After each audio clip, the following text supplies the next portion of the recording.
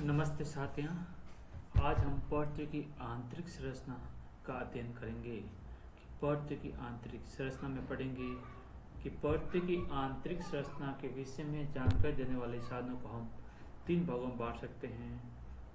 पहला भाग प्राकृतिक साधन, दूसरा अप्राकृतिक साधन और तीसरा होता है उल्कापात। प्राकृतिक साधन में जैसे ज्वालामुखी है और भूकंप है।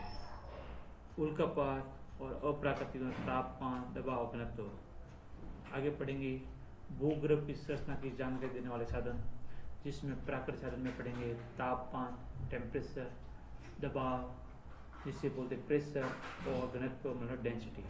तो तापमान अपन सामान्यतः जानते हैं कि पृथ्वी की सतह से केंद्र की ओर प्रत्येक 32 मीटर गहराई के अंदर जाते हैं तब आपके तापमान में 1 डिग्री सेल्सियस तापमान बढ़ता है।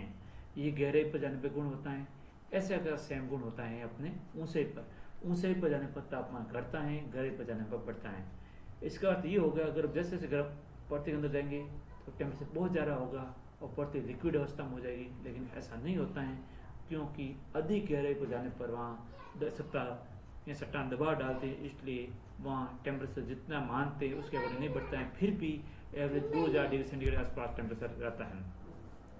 दूसरा होता है दबाव। भूगर्भ में मोटी मोटी परतें सतह पर दबाव डालती हैं, इसलिए सतह से केंद्र की ओर पृथ्वी गोला है उसके अंदर और जाने पर उसका दबाव बढ़ता है।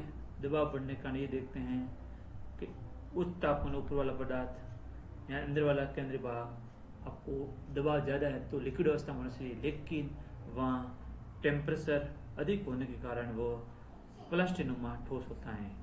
तीसरा है घनत्व।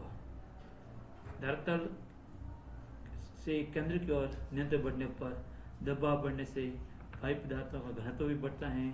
और अपन जानते हैं कि पृथ्वी के सत्व का घनत्व लगभग 2.9 से लेकर 3 होता है, जो अंदर केंद्र की ओर बढ़ते बढ़ते अंत में लगभग 13 ग्राम पर सेंटीमीटर क्यूब हो जाता है। इस तरह घनत्व में बढ़ोतरी ये न्यूटन के नियम के अनुसार होता है और एवरेज प्रति घनत्व 5.5 ग्राम पर सेंटीमीटर क्यूब में जाता है। दूसरा उल्कापात। उल्कापात क्या होता है?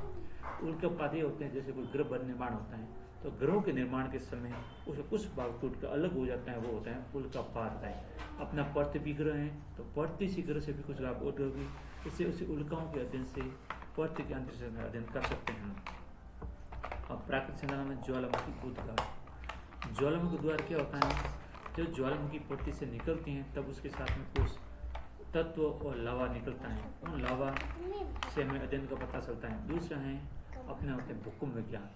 आपको पता है भूकंप विज्ञान का अध्ययन को सिस्मोलॉजी कहता है। इसके अंदर पृथ्वी की भूगर्भ की आंतरिक संरचना का अध्ययन किया जाता है। इसमें बात आते हैं भूकंप मूल। भूकंप मूल जिसे फोकस बोलते हैं, भूगर्भ का वो भाग जहाँ सर्वप्रथम भूकंप उत्पन्न होता है उसे भूकंप मूल कहा जाता है। आगे है भूकंपीय तरंगे। भूकंपीय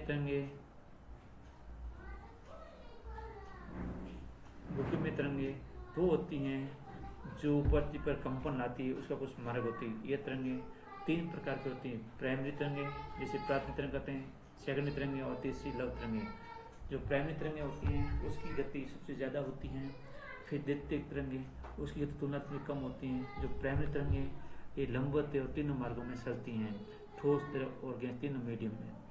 फिर दूसरी होती हैं आपके द्वितीयक तरंगे, एक केवल ठोस माध्यम में चलती हैं। तृतीय होती हैं लव तरंगे, ये केवल धरातल पर चलती है और ये सबसे लेट चलती है लेकिन सबसे ज़्यादा विनाशकारी होती हैं। इसी भूकंप तरंग में एक भूकंप में साया क्षेत्र होता है, शैडो क्षेत्र होता है। जो पृथ्वी के धरातल का वो भाग जहाँ पर कोई भी तरंग उपस्थित नहीं होती, जैसे 105 डिग्री एंगल से लेकर 180 डिग्री के बीच का क्षेत्र जहाँ भूकंप तरंगों को अपन रिकॉर्डित नहीं कर सकते हैं अर्थात अभिलेखित नहीं करते हैं, उसे बोलते हैं साया क्षेत्र।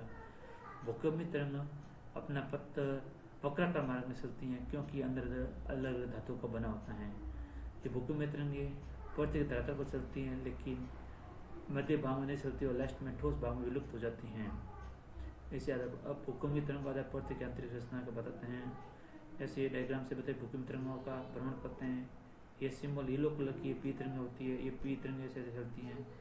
पी दूसरी होती है एस तरंगी, एस तरंगी, पी तरंगी, एस तरंगी होती है, लेकिन 105 से ये भाग आपका साइन क्षेत्र रहता है। इस भाग में आपका साइन क्षेत्र हो जाता है, ये साइन क्षेत्र, ये साइन क्षेत्र। इसमें अब भूपट्टी, ये पृथ्वी की सबसे ऊपरी परत है, इसकी मोटाई कितनी होती है 30 किलोमीटर और इसका घनत्व होता है 3 किलोमीटर। जैसे ये पृथ्वी, ये ऊपरी परत क्रस्ट होती है, यह क्रस्ट होती है, फिर होती है ये होती मेंटल होती है आंतरिक, और ये कोर के दो भाग होते हैं, ऊपरी कोर और आंतरिक कोर। एक क्रस्ट होती है, क्रस्ट के ऊपर में पर्वताकार होते हैं, इसी क्रस्ट के नीचे ऊपरी भाग होता है 100 किलोमीटर, इसे बोलते हैं एथेनोस्फीयर, इसे बोलते हैं दुर्बलता मंडल।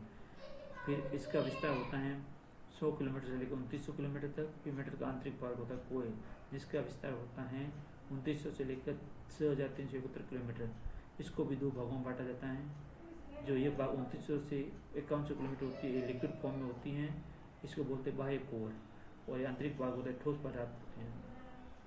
ये पृथ्वी कहते हैं। अनुपटल जिसे मेटल बोलते हैं, इसका विस्तार 2900 किलोमीटर तक होते हैं, इसमें दुर्बलता मंडल स्थिर होता है, इस पर इस तरह होते हैं। तीसरा होते हैं जो भूकोड़ है, ये सबसे आंतरिक भाग है, इसमें सबसे ज़्यादा घनत्व होता है।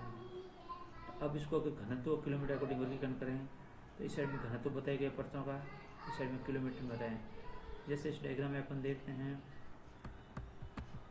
ऊपरी भाग क्रस्ट है, ये गहरे किलोमीटर में 0 से 30 किलोमीटर तक होता है, इसको अपन क्रस्ट बोलते हैं। इस भाग में घनत्व निश्चित अंतर बढ़ता है। फिर होता है मेटल, दो भाग, ऊपरी मेटल और निचले मेटल, ये 30 से लेकर 700 किलोमीटर तक होता है।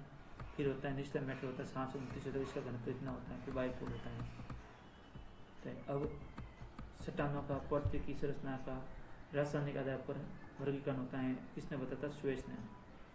स्वेस ने पृथ्वी को 3 भागों में बांटा गया है, सियाल, सीमा और निपे। ये भूपट्टी से बोलते सियाल, सीमा और ये निपे।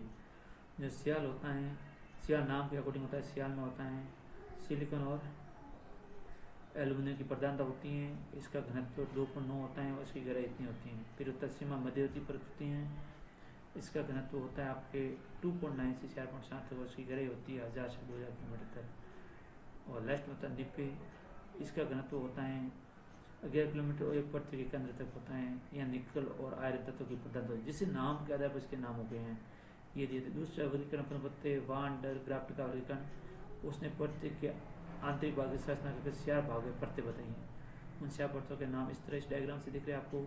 पहली परत से बाह्य सियाल प्रॉपर्टी बोलते हैं, फिर इसके जस्ट नीचे होता है उसको बोलते हैं आंतरिक सिलिकेट परत तथा मेटल। तीसरा भाग होते हैं मिश्रित धातुओं की सिलिकेट परत और स्वतः धात्विक केंद्र।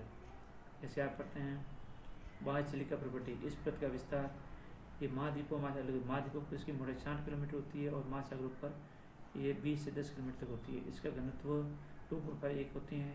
एक इसकी होती है सिलिका, मतलब मिट्टी की, एल्यूमिनियम, सोडियम की बनी होती है।